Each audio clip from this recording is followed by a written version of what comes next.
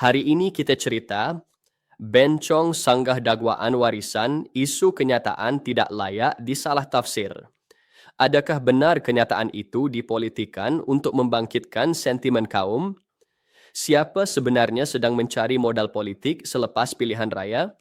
Dan bagaimana kedudukan wakil masyarakat Cina dalam kerajaan GRS akan berkembang selepas ini? Di Sabah, isu pelantikan wakil masyarakat Cina dalam kabinet terus menjadi percaturan politik yang sensitif.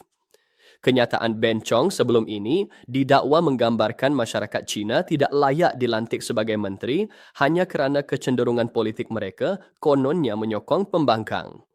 Warisan pantas membidas kenyataan itu dengan nada keras kerana ia dilihat mengguris maruah komuniti Cina yang banyak menyumbang kepada pembangunan negeri. Namun bagi bencong, dakwaan itu hanyalah manipulasi yang sengaja dilakukan untuk menggambarkan beliau sebagai pemimpin yang menghina bangsanya sendiri. Bencong menegaskan bahawa konteks asal yang beliau sebut adalah realiti politik selepas pilihan raya.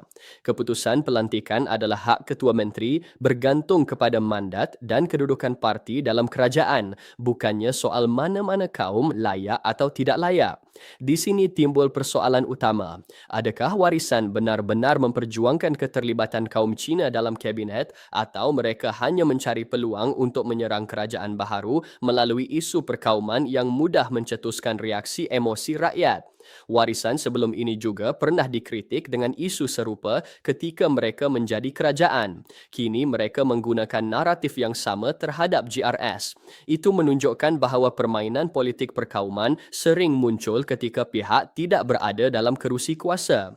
Jika benar memperjuangkan kedudukan masyarakat Cina, bukankah lebih baik kedua-dua pihak duduk berbincang untuk memastikan suara komuniti itu terjamin dalam struktur kerajaan?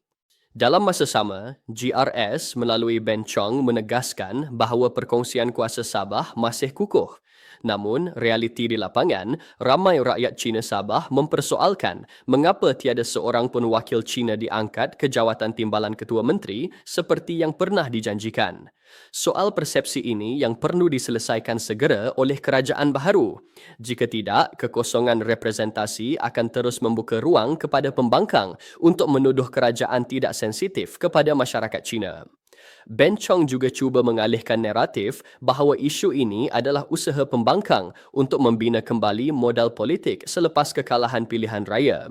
Beliau mendakwa fitnah terhadap dirinya hanya bertujuan merosakkan keharmonian negeri dan menimbulkan kemarahan komuniti tertentu.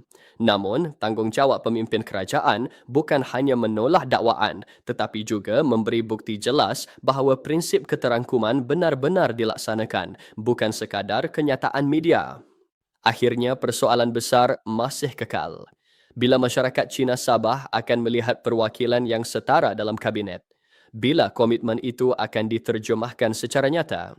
Dan mampukah kedua-dua pihak berhenti daripada menggunakan isu kaum untuk meraih sokongan politik murahan?